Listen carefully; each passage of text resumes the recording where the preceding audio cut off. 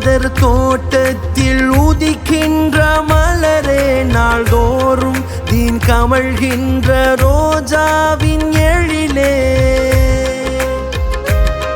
ரூணிநாதர் தோட்டத்தில் உதிக்கின்ற மலரே நாள்தோறும் தீன் கமழ்கின்ற ரோஜாவின் எழிலே.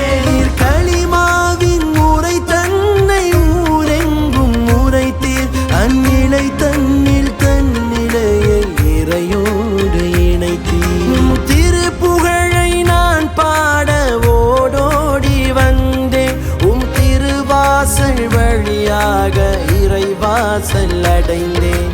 போற்றும் நம் ஃபஸ்லியின் திருப்புகழை பாட நம் வாழ்நாளும் போதாது தினம் போற்றி தீர்க்க.